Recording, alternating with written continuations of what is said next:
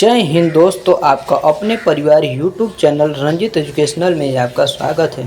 तो दोस्तों, आज का हमारा जो टॉपिक है यानी कि दोस्तों संपूर्ण प्राचीन भारत का इतिहास दोस्तों महामैराथन क्लास लेकर आए हैं दोस्तों हम। तो दोस्तों ये शॉर्ट आप क्वेश्चन है। अगर दोस्तों आप हमारे चैनल पर पहली बार आए हो तो दोस्तों चैनल को सब्सक्राइब कर दीजिए और बेल आइकन जरूर दबा दीजिए दोस्तों, ताकि जो अगला आने वाला वीडियो है आप तक तुरंत पहुंचे। तो चलिए दोस्तों अपना क्वेश्चन स्टार्ट करते हैं। पहला क्वेश्चन है, भारतीय इतिहास को अध्ययन की सुविधा के लिए कितने भागों में बांटा गया? तो दोस्तों आप जानते हैं कि पहला 3 भागों में बांटा गया। कौन कौन? प्राचीन भारत का इतिहास, मध्यकालीन भारत का इतिहास, आधुनिक भारत का इतिहास। अगला है, सबसे पहले इतिहास को 3 भागों में बांटने का श्रेय किसने दिया? क्रिस्टोफर सेलियरस ने दिया था। अगला है, इतिहास के पिता के रूप में किसे जाना जाता है? हेरोडोटस को। अगला क्वेश्चन है, हिस्टोरिका नामक पुस्तक के लेखक कौन है? तो हिस्टोरिका नामक पुस्तक के लेखक कौन है? हेरोडोटस हैं। अगला है, प्राचीन भारतीय इतिहास के विषय में जानकारी का मुख्य स्रोत किसे माना जाता है? धर्म ग्रंथ को।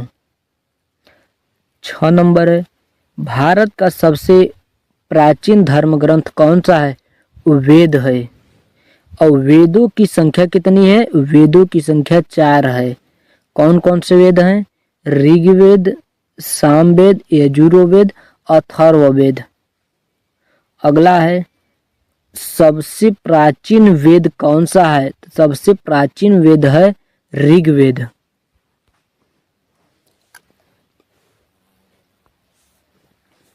अगला है, सबसे नवीनतम वेद कौन सा है? अथर्ववेद है। वेदों के संकलनकर्ता किसे माना जाता है? तो वेदों के संकलनकर्ता वेदव्यास को माना जाता है। वेदव्यास द्वारा रचित चारों वेदों को क्या कहते हैं? चारों वेदों को संहिता कहते हैं।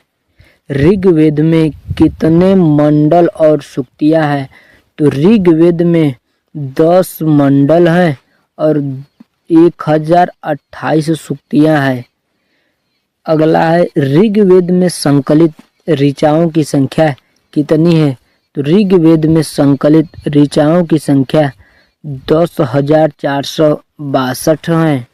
ऋग्वेद के ऋचाओं को पढ़ने वाले ऋषि को क्या कहते हैं? होत्र कहते हैं।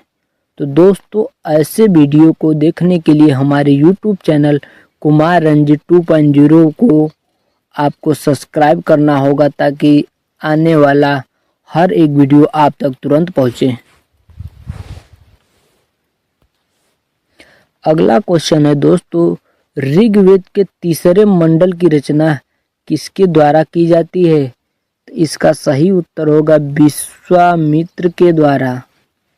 सूर्य देवता को समर्पित गायत्री मंत्र का संबंध ऋग्वेद के किस मंडल से है? तो गायत्री मंत्र का तो दोस्तों जब गायत्री मंत्र का संबंध पूछे तो इसका सही उत्तर होगा तीसरे मंडल से है। ऋग्वेद के कौन से मंडल में सोम देवता का उल्लेख है? तो 9वें मंडल में। ऋग्वेद के 10वें मंडल में वर्णित पुरुष सूक्ति में कितने वर्णों का उल्लेख दिया गया है? 4 वर्णों का उल्लेख दिया गया है। कौन कौन? ब्राह्मण, क्षत्रिय, वैश्य, शूद्र। अगला है, ऋग्वेद में प्रयुक्त अघन शब्द का संबंध किससे है? अघन शब्द का संबंध गाय से है।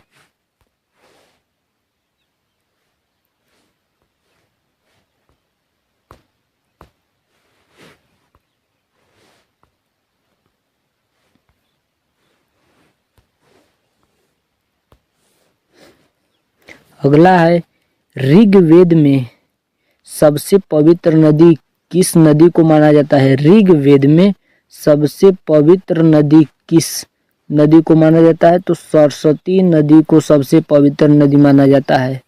अगला नंबर है, ऋग्वेद में सर्वाधिक बार किस नदी पर वर्णन किया गया है? सिंधु नदी पर।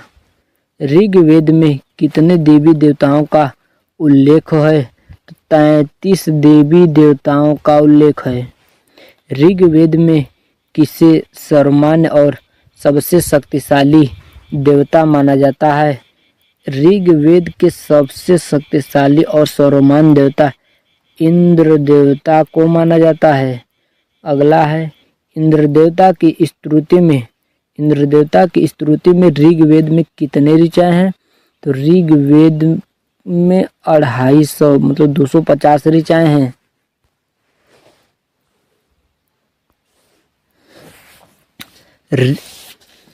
अगला नंबर है, ऋग्वेद के 7वें मंडल में किस युद्ध का वर्णन किया है?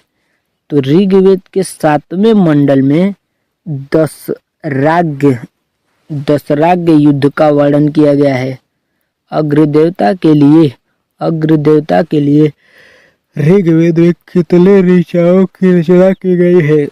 200 ऋचाओं की रचना की गई है। ऋग्वेद में ऐसी कन्या को क्या कहते हैं जिसका आजीवन विवाह नहीं होता है? उसे ऋग्वेद में अमाजु के नाम से जाना जाता है। अगला नंबर है, अस्तोमा सद्रमय वाक्य कहाँ से लिया गया है? ऋग्वेद से लिया गया है।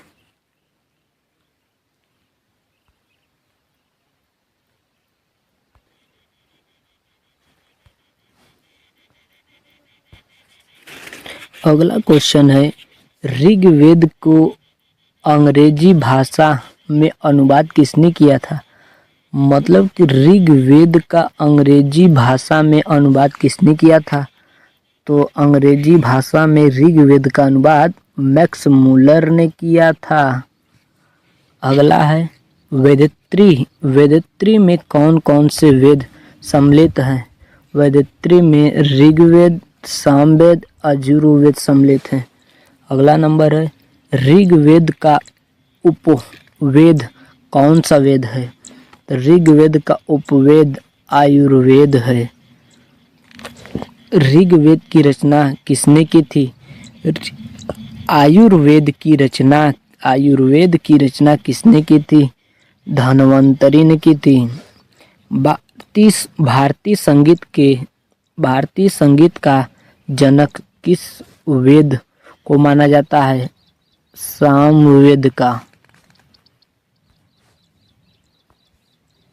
अगला क्वेश्चन है, ऋग्वेद यज्ञों के अवसर पर गाए जाने वाले ऋचाओं का वर्णन किस वेद में है? यज्ञों के अवसर पर गाए जाने वाले ऋचाओं का वर्णन सामवेद में है। सामवेद के पाठ्यकर्ता को क्या कहते हैं? उदात्र कहते हैं। सामवेद में कितने सूक्ति हैं?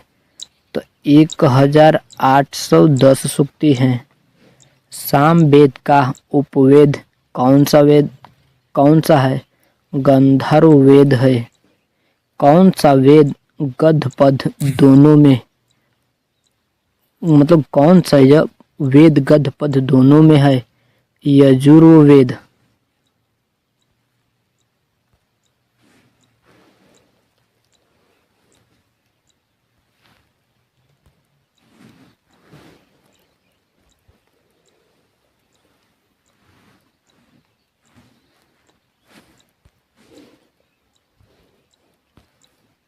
अगला क्वेश्चन है, सर्वप्रथम नक्षत्रों का उल्लेख किसमें मिलता है? यजुर्वेद में मिलता है। यजुर्वेद के पाठ्यकर्ता को क्या कहते हैं?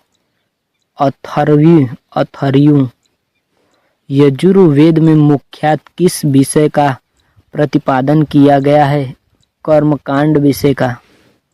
यजुर्वेद के ब्राह्मण ग्रंथ कौन से हैं? तैत्तिरीय और शतपथ। अंधविश्वासों, जादू टोना, रोगी निवारण और विवाह आदि का वर्णन किस वेद में मिलता है? अथर्ववेद में मिलता है। अथर्ववेद की रचना किसने की थी? ऋषि अथर्वा ने अथर्ववेद की रचना की थी।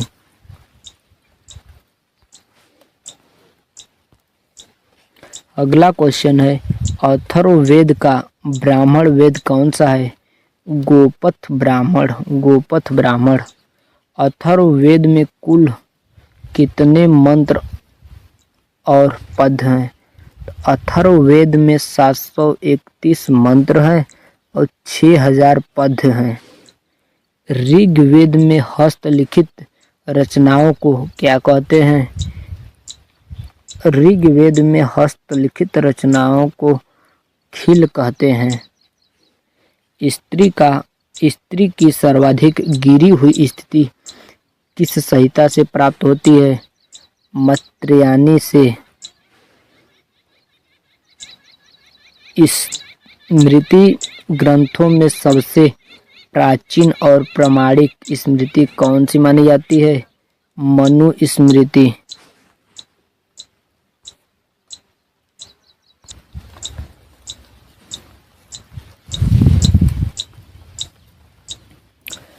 तो दोस्तों, ऐसे वीडियो पाने के लिए हमारे इस चैनल को सब्सक्राइब करना होगा और दोस्तों वीडियो को शेयर करना होगा, ताकि दोस्तों हम अगला वीडियो और बनाकर आप लोगों के पास भेज सके, ताकि कोई भी कंपटीशन एग्ज़ाम आप लोग क्रैक कर एक सच्ची मेहनत करके एक नौकरी आप ज़रूर हासिल कर ले दोस्तों।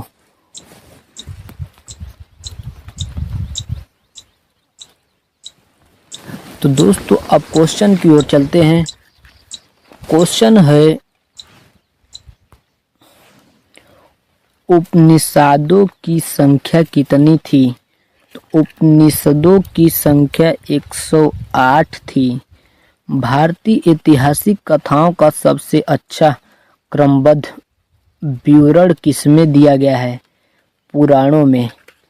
अगला क्वेश्चन है, पुराणों की संख्या कितनी है? पुराणों की संख्या 18 है। सबसे प्राचीन पुराण कौन सा है? मत्स्य पुराण है। अगला क्वेश्चन है, विष्णु पुराण में किस वंश का उल्लेख दिया गया है? तो विष्णु पुराण में किस वंश का उल्लेख दिया गया है?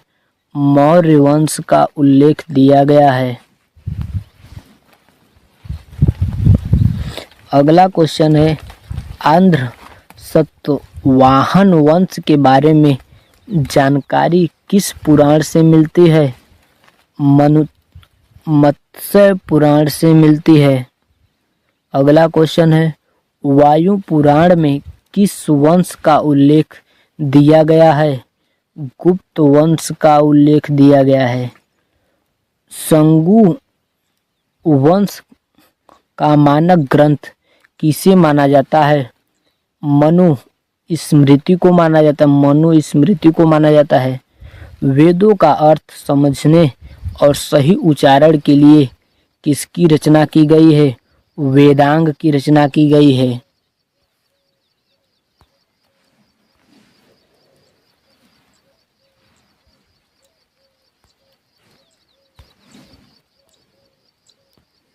अगला क्वेश्चन है, वेदांगों की संख्या कितनी है? वेदांगों की संख्या 6 है।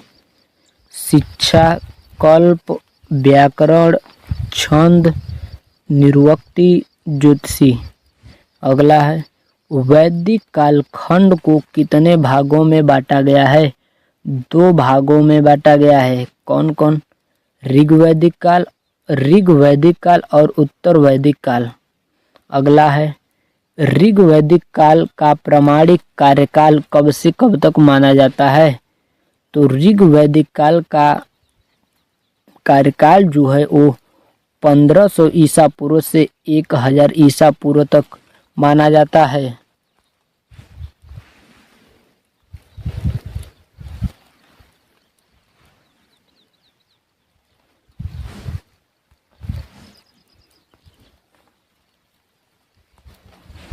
अगला क्वेश्चन है, उत्तर वैदिक काल का प्रमाणिक कार्यकाल कब से कब तक माना जाता है? उत्तर वैदिक काल का प्रमाणिक 1000 ईसा पूर्व से 600 ईसा पूर्व तक माना जाता है। अगला क्वेश्चन है, उत्तर वैदिक काल में किन दो प्रमुख ग्रंथों की रचना की गई है? उत्तर वैदिक काल में रामायण और महाभारत की रचना की गई है। रामायण की रचना किसके द्वारा की गई थी? महर्षि वाल्मीकि के द्वारा की गई थी। महाभारत की रचना किसके द्वारा की गई थी? तो महर्षि वेदव्यास के द्वारा की गई थी।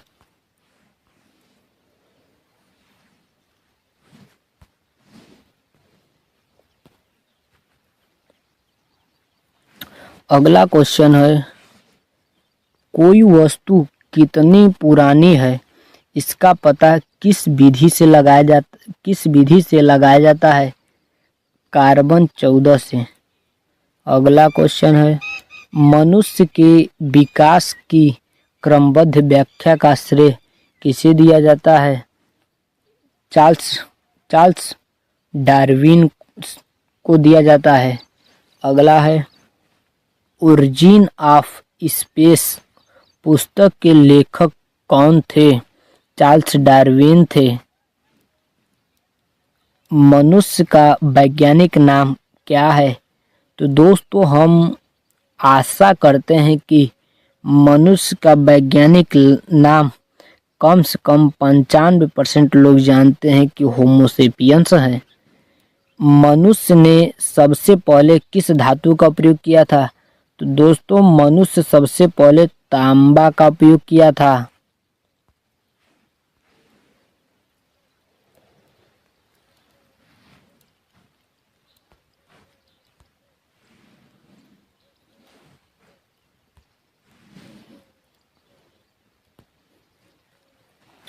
अगला क्वेश्चन है, मनुष्य ने सर्वप्रथम किस औजार का निर्माण किया था?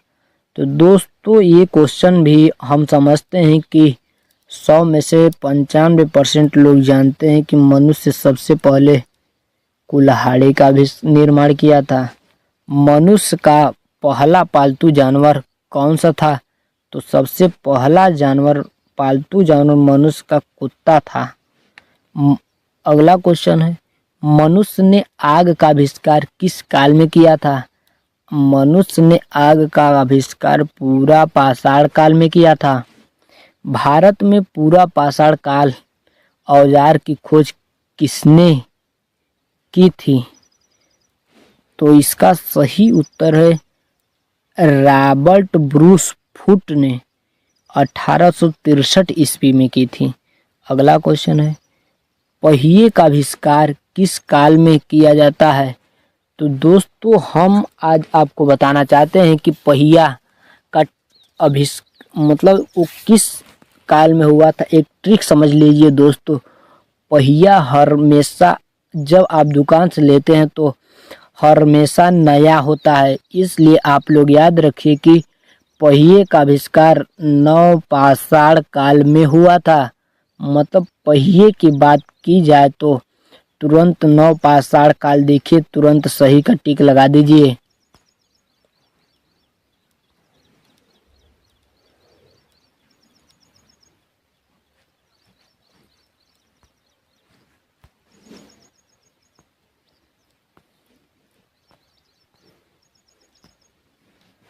अगला क्वेश्चन है, भारत की प्रथम ज्ञात सभ्यता कौन सी है? हड़प्पा सभ्यता। अगला है, हड़प्पा सभ्यता की खोज किस वर्ष की गई थी? तो हड़प्पा सभ्यता की खोज 1921 में की गई थी। हड़प्पा सभ्यता के सर्वप्रथम खोजकर्ता कौन थे? तो हड़प्पा सभ्यता की खोज सर्वप्रथम दयाराम साहनी ने की थी। हड़प्पा सभ्यता का सर्वाधिक मान्यता प्राप्त काल कौन सा है? 2500 ईसा पूर्व और 1750 ईसा पूर्व।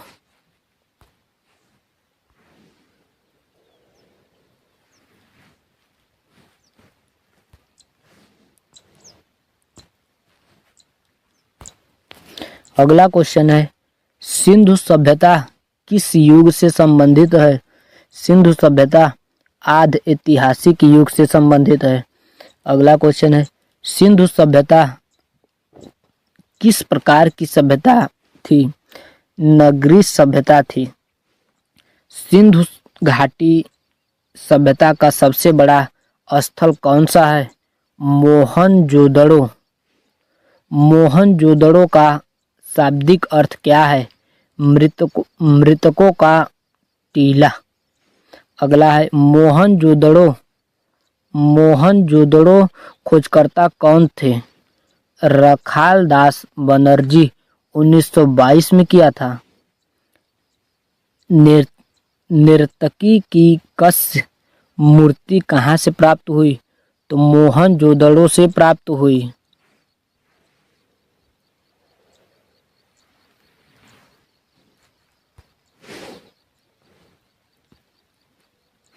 अगला क्वेश्चन है, वर्तमान में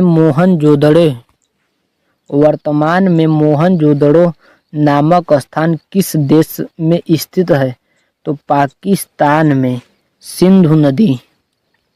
अगला है, सिंधु घाटी सभ्यता का पहला स्थल कौन सा खोजा गया था? हड़प्पा। अगला क्वेश्चन है, हड़प्पा किस नदी के किनारे स्थित है? हड़प्पा रावी नदी के किनारे स्थित है। सिंधु घाटी सभ्यता की जानकारी कहाँ से मिलती है? पुरातात्विक उत्खनन से।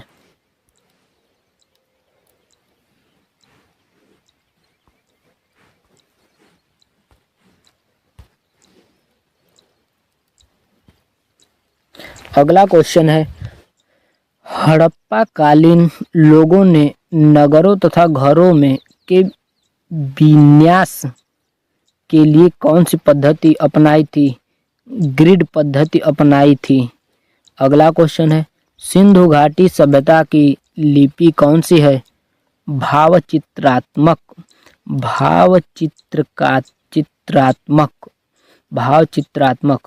अगला है, सिंधु घाटी सभ्यता कहाँ तक विस्तृत थी? पंजाब, राजस्थान, गुजरात, उत्तर प्रदेश, हरियाणा, जम्मू, सिंधी, बलूचिस्तान तक। अगला क्वेश्चन है, सिंधु घाटी सभ्यता में घोड़े के अवशेष कहाँ मिलते हैं? सुरकोटड़ा में मिलते हैं। अगला क्वेश्चन है, सिंधु घाटी स्थल कालीबंगा भारत के किस राज्य में स्थित है? तो कालीबंगा राजस्थान में स्थित है।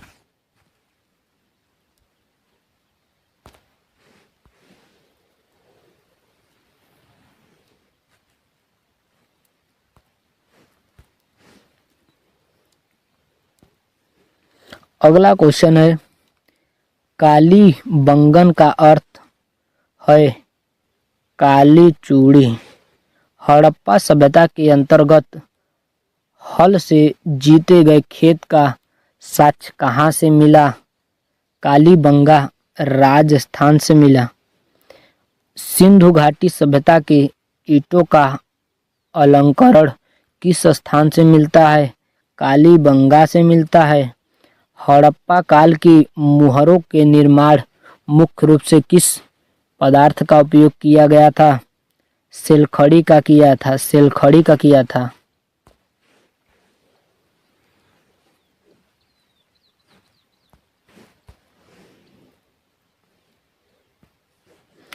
लास्ट दोस्तों हमारा ये स्लाइड है। तो अगला क्वेश्चन है, सिंधु घाटी सभ्यता के लोग का मुख्य व्यवसाय क्या था? तो सिंधु घाटी सभ्यता के लोगों का मुख्य व्यवसाय व्यापार था। हड़प्पा सभ्यता के समय घरों का निर्माण किससे किया जाता था? ईंटों से किया जाता था। हड़प्पा वासी किसका सर्वाधिक उत्पादन करते थे? हड़प्पा वासी ज़्यादातर लोग कपास का उपयोग करते थे। सिंधु घाटी स्थल का पतन नगर कौन सा है? लोथल और कोटड़ा, लोथल और सूरकोटला। तो दोस्तों अब हमारा क्वेश्चन समाप्त हो गया। तो दोस्तों वीडियो अच्छा लगे तो लाइक, सब्सक्राइब, शेयर कीजिए और कमेंट में बताइए कि वीडियो अच्छा लगे तो हम अगला, ये प्राचीन इतिहास था, तो अगला हम मध्यकालीन भारत का एक और मैराथन दोस्तों कमेंट करेंगे तो उसका भी बना देंगे।